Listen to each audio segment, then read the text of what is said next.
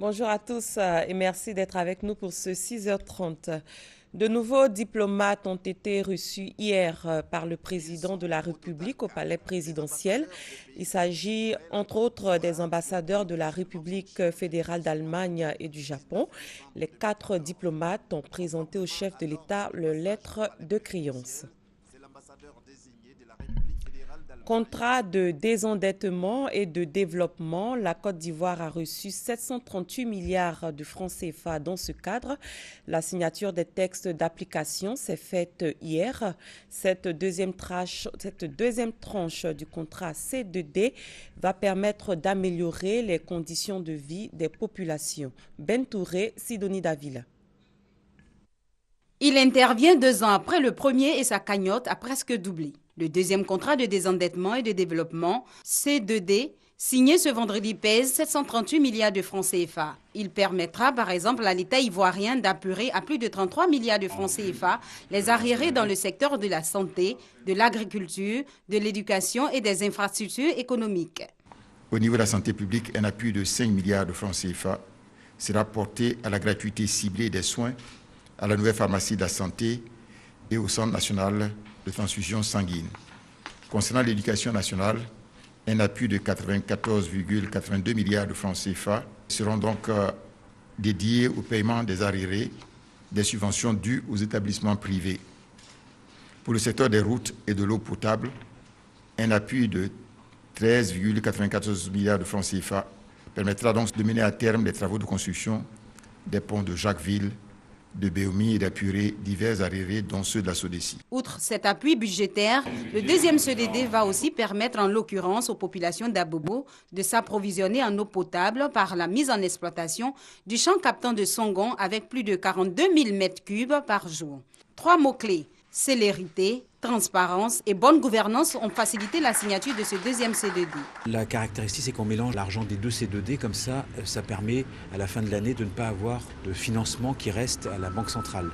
Tout est décaissé le plus rapidement possible parce qu'il faut effectivement que ça aille directement au bénéfice des populations.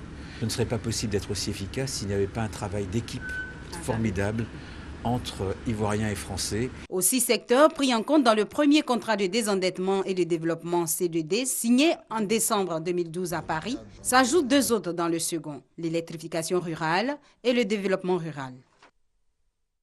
Célébrer tous les 20 décembre la Journée internationale de la solidarité humaine sert à rappeler l'importance de la solidarité entre les nations et les peuples. Elle a été proclamée en 2005 par les Nations Unies. À la veille de sa célébration, ce 20 décembre, le gouvernement, à travers le ministre de la Solidarité, de la Famille, de la Femme et de l'Enfant, a fait une déclaration. On l'écoute. Le 20 décembre de chaque année, le monde entier commémore la journée de la solidarité humaine, une journée proclamée en 2005 par les Nations Unies. Elle vise à montrer l'importance de la promotion d'une culture de solidarité et d'un esprit de partage pour lutter contre la pauvreté. Cette journée rappelle l'importance de la solidarité comme une des valeurs fondamentales et universelles sur lesquelles devraient reposer les relations entre les peuples et les nations. Plusieurs actions de solidarité sont entreprises par le gouvernement en faveur des populations. Le gouvernement, sous la houlette du président de la République, son Excellence M. Alassane Ouattara, a initié une série de mesures visant à réduire de manière significative la vulnérabilité sociale des populations. Il s'agit entre autres de la gratuité ciblée des soins de santé, de la mesure de gratuité effective pour les frais d'inscription et de scolarité, du Fonds d'appui aux femmes de Côte d'Ivoire, le FAFSI, initié par Madame la Première Dame de Côte d'Ivoire, Madame Dominique Ouattara, et qui aura permis à plus de 40 000 femmes de bénéficier d'activités génératrices de revenus. Et au ministre de conclure, au-delà des efforts accomplis par le gouvernement, la solidarité, qui est un lien social d'engagement et de dépendance réciproque, doit être perçue par chacun comme une action citoyenne à même de nous inciter à nous impliquer davantage dans toutes les initiatives de développement. 15 millions de francs CFA, c'est le don que viennent de faire l'OMS et l'Office des Nations Unies contre la drogue et le crime aux structures spécialisées pour lutter contre la drogue. Ces structures sont le service mental d'hygiène de l'INSP et l'hôpital psychiatrique Saint-Vincent-de-Paul de Yamoussoukro. Le compte rendu de Guillaume Zéré et Grace Kondo. Des ordinateurs, du matériel de bureau, des gants stérilisés, des textes qualitatifs, le tout d'une valeur de 15 millions de francs CFA.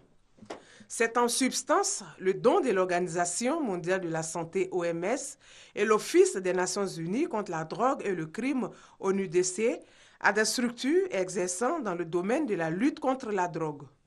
Un don qui devrait permettre à l'hôpital psychiatrique Saint-Vincent-de-Paul de Yamoussoukro, au comité interministériel de lutte anti-drogue SILAD et au service d'hygiène de l'Institut national de la santé publique INSP d'accroître leur capacité de lutte. L'objectif de l'ONUDC, c'est de promouvoir l'égal accès aux soins. Donc en appuyant ces structures qui sont accessibles par les populations les plus défavorisées, nous avons voulu les aider à avoir accès aux soins spécifiques aux usagers de drogue et aux familles de ces usagers. Les bénéficiaires ont été choisis au thème d'une mission d'évaluation conjointement menée par l'OMS et l'ONUDC en 2012 en matière d'amélioration des stratégies de prévention et de traitement de la toxicomanie. Ils ont salué à cet effet la confiance placée en eux. Et nous sommes donc très heureux que ce projet ait pu aboutir parce que c'est un projet qui a été conçu, qui a été monté, qui a été mis en place avec les partenaires internationaux.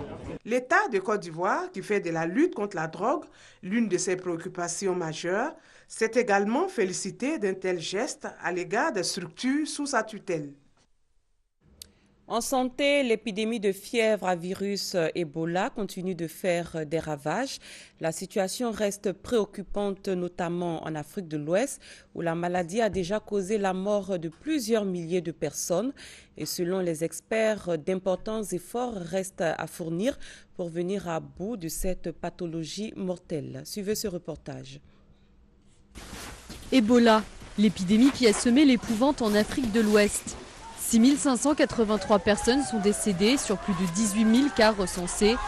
L'épidémie a éclaté en Guinée il y a maintenant 1 an et s'est propagée au Libéria et en Sierra Leone il y a 6 mois. La réaction de l'Organisation mondiale de la santé et de la communauté internationale a parfois été jugée tardive, mais depuis septembre, les efforts sont visibles. Aujourd'hui, afin de pouvoir éradiquer le virus, la seule solution reste la prévention et le renforcement des équipes médicales sur place. Notre meilleure chance est maintenant de compter sur les comportements, les attitudes, la mobilisation des communautés, les traitements, les enterrements sûrs et dignes. Puis il nous faut renforcer les systèmes de santé, ainsi que les systèmes communautaires, de sorte que dans le moyen et long terme, nous renforcions les capacités de résister aux chocs quand ils arrivent. L'ouverture de nouveaux centres de traitement et les strictes mesures sanitaires semblent porter leurs fruits. Au Libéria et en Guinée, la situation est pour le moment stabilisée. Le nombre de cas par semaine est passé de 500 à 200. Mais la Sierra Leone voit le nombre de cas augmenter, surtout dans la capitale Freetown. Plus de 500 cas ont été enregistrés la semaine dernière. Du côté des traitements et vaccins, 2015 pourrait réserver de bonnes surprises. 3 grands groupes pharmaceutiques sont sur les rangs avec 3 produits différents. Ces vaccins sont encore en phase expérimentale, mais pourraient bien évidemment être la meilleure solution pour éradiquer le virus. S'il y avait un vaccin pleinement efficace qui protège sur une assez grande échelle, cela devrait être suffisant pour arrêter la transmission. C'est ce que nous pouvons voir dans de nombreuses infections. Nous avons des vaccins pour les enfants si suffisamment de personnes sont vaccinées. Mais n'oubliez pas que le taux de transmission du virus Ebola est inférieur à d'autres infections. Du coup, cela ne serait pas nécessaire de vacciner l'ensemble de la population pour arrêter les transmissions. En attendant l'arrivée des vaccins dans les pharmacies, les ONG doivent continuer leurs efforts sur place. L'UNICEF a demandé 500 millions de dollars pour lutter contre la propagation du virus. L'axe Washington-La Havane se réchauffe à nouveau. Après environ un demi-siècle de rupture, les relations diplomatiques entre les États-Unis et Cuba vont être rétablies. Et le premier fruit de cette normalisation est un assouplissement économique entre les deux pays avant la décision du Congrès américain, désormais dominé par les républicains. Les populations cubaines, elles, se réjouissent de ce rapprochement historique avec les États-Unis. Dans les rues de La Havane, la nouvelle du dégel des relations entre Cuba et les États-Unis est bien accueillie. Je pense que le président des États-Unis, Obama, a dit quelque chose de très gentil en dépit des différences. Et s'il y a une relation avec la Chine, qui a sa propre politique, et s'il y a une relation avec le Vietnam, alors pourquoi est-ce que les États-Unis n'auraient pas de relation avec Cuba? Je pense que tous les Cubains sont très heureux parce que le blocus est en place depuis plus de 50 ans, comme l'hostilité entre Cuba et les États-Unis. Mais les deux pays méritent d'être amis. Tout le monde devrait bien s'entendre. Le réchauffement de l'axe Washington-La Havane s'accompagne d'un assouplissement de l'embargo. Ainsi, pour la première fois depuis des décennies, les Américains pourront désormais utiliser leurs cartes de crédit à Cuba et les institutions américaines pourront ouvrir des comptes dans les institutions financières cubaines. Le plafond pour l'envoi d'argent depuis les États-Unis vers l'île passera de 500 à 2000 $, soit de 250 000 à 1 million de francs CFA. Un soulagement pour les Cubains. Je pense que c'est bien pour les deux pays de restaurer les échanges commerciaux, mais surtout pour le peuple cubain d'avoir une autre perspective économique, d'avoir une autre vie. Barack Obama compte également lever dans les prochaines semaines les restrictions de voyage vers Cuba pour les 12 catégories de voyageurs actuellement autorisées sous conditions. Les principales dispositions du blocus commercial instaurées en 1962 par le président Kennedy sont maintenues, en attendant leur éventuelle levée par le Congrès. Un Congrès désormais contrôlé par les républicains, en majorité hostile au rapprochement avec Cuba.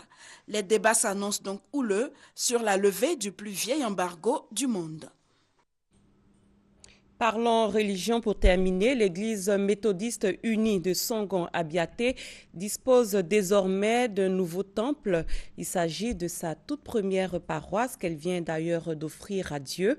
La cérémonie s'est faite en présence de toute l'ordination des institutions de cette communauté, de quelques églises sœurs, mais aussi de l'ancienne première dame de Côte d'Ivoire, Henriette Konon-Bédié, et le gouverneur du district d'Abidjan, Robert Begremombe.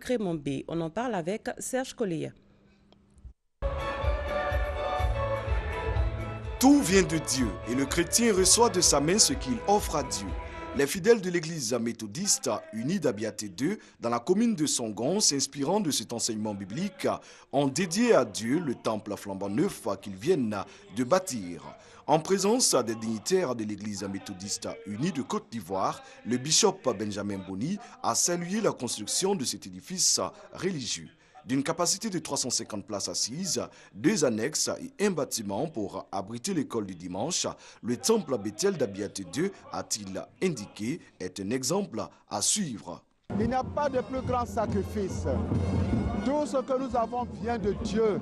Et quand nous pouvons lui bâtir un beau temple, eh bien, ce serait un acte de reconnaissance. Le gouverneur du district d'Abidjan, fils du village, est venu apporter son soutien aux fidèles de l'église méthodiste unie d'Abiaté 2. L'homme politique, s'il veut réussir sa mission dans l'humilité, dans la sagesse, non pas pour écraser les autres, mais pour servir les autres, doit prendre ancrage dans la spiritualité.